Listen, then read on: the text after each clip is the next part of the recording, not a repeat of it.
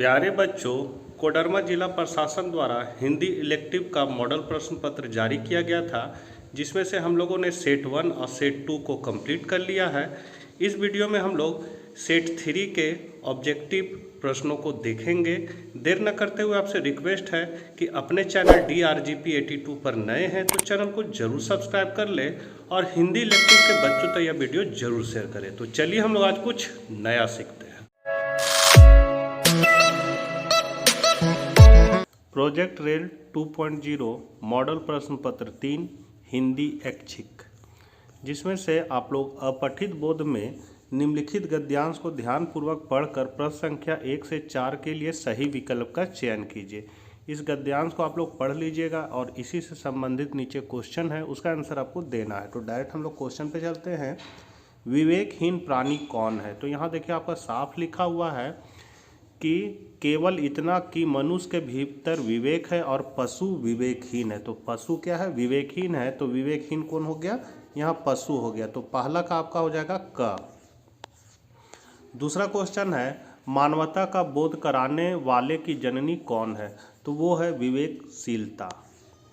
अथ और इति का अर्थ क्या है? तो अथ का मतलब होगा आरंभ और इति का हो जाएगा अंत। तो यहाँ आरंभ और अंत हो जाएगा।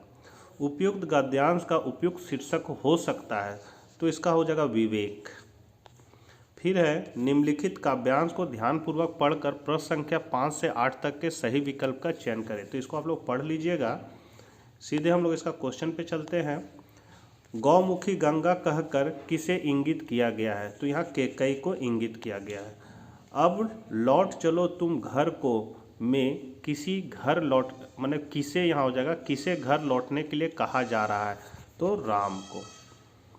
विधु लेखा में विधु से आशय क्या है? तो चांद से। दुर्बलता का विशेष चिन्ह किसे बताया गया है? तो वो बताया गया है उपयुक्त सभी को, मतलब कसम, सौगंध, शपथ, उपयुक्त सभी हो जाएगा। फिर है, रचनात्मक लेखन तथा अभिव्यक्ति और माध्यम से संचार शब्द में कौन सा धातु है? तो चर धातु है। पत्रकारीय लेखन के अंतर्गत क्या क्या आते हैं? तो संपादकीय, समाचार और आलेख, उपयुक्त सभी इसका आंसर हो जाएगा। किसी समाचार पत्र या संगठन के नियमित वेतनभोगी पत्रकार कौन से पत्रकार कहलाते हैं? तो पूर्वकालिक पत्रकार। भारत में एफएम की शुरुआत कब हुई थी? तो यहाँ जो वर्ष दिया हुआ है थोड़ा गड़बड़ है, इसलिए हम इसको थोड़ा सा डिटेल में लिख दिए। यहाँ 23 जुलाई 1977 को मद्रास से पहली बार एफएम सेवा का उद्घाटन किया गया। जून 1923 में रेडियो क्लब ऑफ बॉम्बे ने देश में पहली बार प्रसारण किया। 13 नंबर है, रेडियो जनसंचार का कौन सा माध्यम है? तो श्रव्य है, मतलब सुनने वाला। टेलीविज़न के आविष्कारक किसने किया? मतलब आविष्कारक कौन है उसका?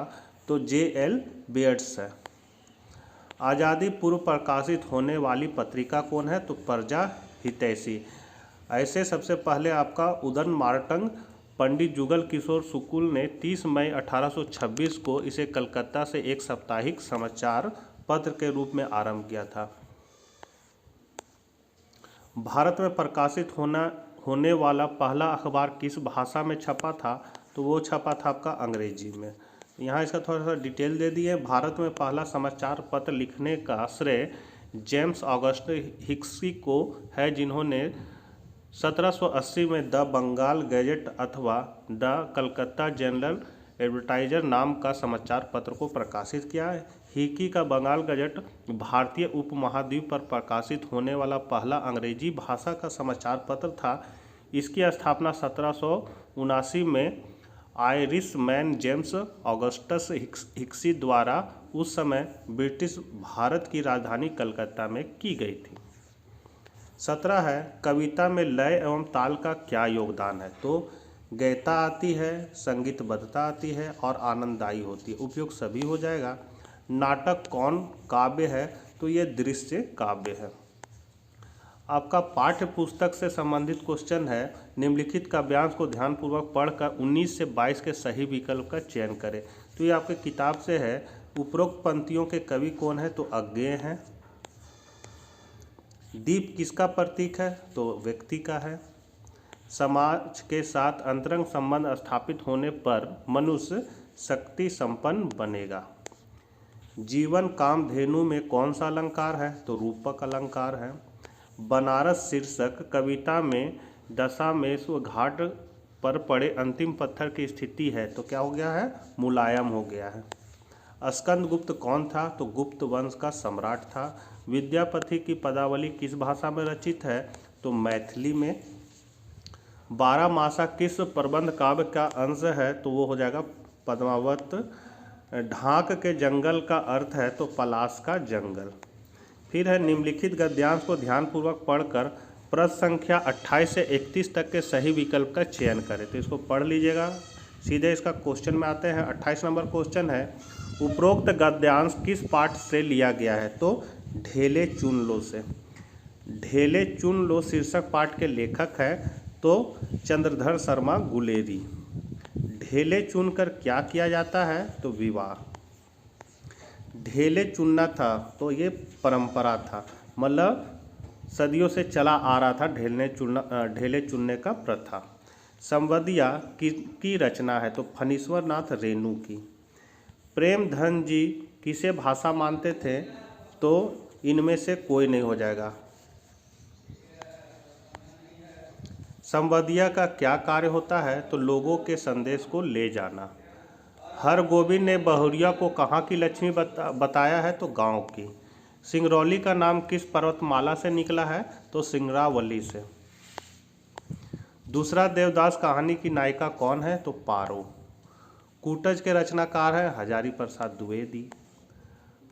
मठुआ सूरदास का कौन था पुत्र? विश्वनाथ त्रिपाठी के द्वारा रचित है तो विश्व कोहर की माटी। तो ये थे आपके ऑब्जेक्टिव क्वेश्चन। सब्जेक्टिव में भी कुछ प्रश्नों को हम लोग देख लेते हैं। यहाँ पर है निम्नलिखित गद्यांश को ध्यानपूर्वक पढ़कर पूछे गए प्रश्नों के उत्तर लिखें। तो इस कहानी को आप लोग बढ़िया से गद्यांश को पढ़ लीजिएगा और इसी से क्वेश्चन है आपका, देश प्रेम का आलंबन क्या है? तो देश प्रेम का आलंबन सारा देश है। दूसरा है साहचर्यगत प्रेम किसको कहते हैं? तो साहचर्यगत का आशय है साथ साथ रहने से उत्पन्न प्रेम, एक ऐसा प्रेम जो साथ साथ रहने से उत्पन्न होता है। साहचर्यगत ऐसा प्रेम है वो उनके साथ हो जाता है जिनके साथ आप निरंतर रहते हैं, जिनके बीच हम रहते हैं, जिन्हें हम निरंतर अपनी आँखों से देखते हैं, जिनकी बातें हम सुनते रहते हैं। उपयुक्त गद्यांश का कोई उपयुक्त शीर्षक लिखे। तो इसका हो जाएगा देश प्रेम। फिर है आपका रचनात्मक लेखन और अभिव्यक्ति और माध्यम। तो इसमें योग भगाए रोग शीर्षक विषय पर निबंध लिखे। प्रस्तावना लिखना है, योग आशय लिखना है, योग का महत्व लिखना है और वर्तमान में योग की स्थिति और उपसंहार लिखना है। इस पॉइंट में आपको बनाकर लिखना है। तो हम लोग सबसे पहले यहाँ प्रस्तावना से शुरू किए हैं। प्रस्तावना है आपका, भारत प्राचीन काल से ही ऋषियों मुनियों और मनीषियों की भूमि रही, इसलिए भारतीय संस्कृति विश्व के आंगन में अपनी श्रेष्ठताओं और महानताओं के लिए प्रसिद्ध रही है।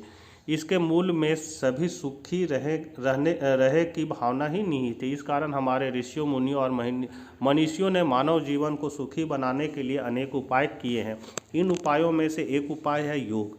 योग मानव जाति के लिए भारतीय संस्कृति का अनुपम उपहार है। फिर योग से आशय, योग शब्द संस्कृत के युज धातु से बना है जिसका शाब्दिक अर्थ होता है जोड़ना, किसी वस्तु को अपने से जोड़ना अर्थात किसी अच्छे कार्य में अपने आप को लगाना। कार्य शारीरिक, मानसिक, धार्मिक और आध्यात्मिक विभिन्न प्रकार के हो सकते हैं। मन और शरीर से जो कार्य किया जाएगा उसे ही योग कहते हैं। महर्षि पतंजलि द्वारा रचित योग सूत्र योग दर्शन का मूल ग्रंथ है। उन्होंने योग के 8 अंग बताते हुए कहा है कि चित्त की वृत्तियों को रोकना ही योग है। अतः हमें शारीरिक, मानसिक, धार्मिक व आध्यात्मिक उद्देश्यों की प्राप्ति के लिए योग की कोई ना कोई क्रिया रोज 15-20 मिनट नियमित रूप से करनी चाहिए। फिर आपका योग का महत्व। तो योग ने मनुष्य को शारीरिक, मानसिक व आध्यात्मिक दृष्टि से अनेक लाभ है। इससे सबसे बड़ा लाभ यह है कि इसको रोजाना करने से व्यक्ति रोगों से मुक्त रहता है, वह दीर्घजीवी होता है, उसके शरीर और मस्तिष्क में वृद्धि के साथ साथ सोच में भी सुचिता आती है। फिर है वर्तमान में योग की स्थिति। तो वर्तमान में योग शब्द अब अनजाना नहीं रहा है, क्योंकि जहां देखो वहीं योग का प्रचार प्रसार विभिन्न माध्यमों से हो रहा है। साथ ही बहुत सारी संस्थाएं हैं जो योग सिखा रही है। चारों तरफ आज के ज़माने में योग ही योग है, यहाँ योग हो जाएगा। असाध रोगों की प्राकृतिक हो जाएगा। यहाँ प्राकृतिक दवा योग है, इसलिए कहा गया है कि योग भगाए रोग, क्योंकि आज का मनुष्य अनियमित दिनाचार के कारण अनेक शारीरिक हो जाएगा। स्पेलिंग थोड़ा सुधार लीजिएगा, जल्दी जल्दी टाइप करने में हो गया है, क्योंकि आपका बार बार रिक्वेस्ट आ रहा था कि थर्ड पार्ट का वीडियो जल्दी लाइए सर, जल्दी लाइए, तो जल्दी जल्दी टाइपिंग में थोड़ा मिस्टेक हो गया है। और मैं अर्थशास्त्र का शिक्षक हूँ, इसीलिए ज़्यादा डिटेल हम हिंदी नहीं बता पा रहे हैं, लेकिन आप लोग के लिए मैंने हिंदी का ये कंप्लीट कर दिया ताकि आपका मार्क्स एग्जाम में अच्छा आए। तो यहाँ आप शारीरिक होगा और मानसिक बीमारियों से पीड़ित है, वह इन बीमारियों से मुक्त रहने के लिए योग का सहारा लेने लगा है। योग के क्षेत्र में स्वामी रामदेव का योगदान वर्तमान में अतुल्य है। उन्होंने देश में विदेशों में सैकड़ों योग शिविर लगाकर लोगों को स्वस्थ और दीर्घजीवी रहने का सहज उपाय सिखाया। उन्होंने हरिद्वार में पतंजलि पाठ का स्थापना करके योग द्वारा रोगों की चिकित्सा का भी प्रबंध किया है। पतंजलि यहाँ हो जाएगा नहीं, वर्तमान में योग की उपादेयता को समझते हुए हमारे देश के कई प्रादेशिक सरकारों ने इस शिक्षा पाठ्यक्रम में अनिवार्य रूप से जोड़ने का प्रयास किया और कई सरकारों ने इसे प्रार्थना स्थलीय कार्यक्रमों में अनिवार्यता प्रदान की है। फिर है उपसंहार। तो योग भारतीय संस्कृति का एक अनुपम उपहार है जो आज के मनुष्य की व्यस्तम और तनावग्रस्त जीवन की एक अमूल्य औषधि है। योग स्वास्थ्य का कुंजी है। इसके नियमित अभ्यास से मनुष्य 100 वर्ष तक जीवित रहने की इच्छा पूरी कर लेता है। इसलिए आज सभी के लिए योग लाभदायक सिद्ध हो रहा है और इसका प्रचार प्रसार दिनों दिन बढ़ता चला जा रहा है। तो बच्चों, वीडियो बहुत लंबा हो जाएगा। सेकंड पार्ट के वीडियो में हम लोग पत्र लेख और इसके आगे के प्रश्नों को भी हल कर लेंगे। तो मिलते हैं नेक्स्ट वीडियो के साथ, तब तक के लिए आज्ञा दीजिए, बाय बाय।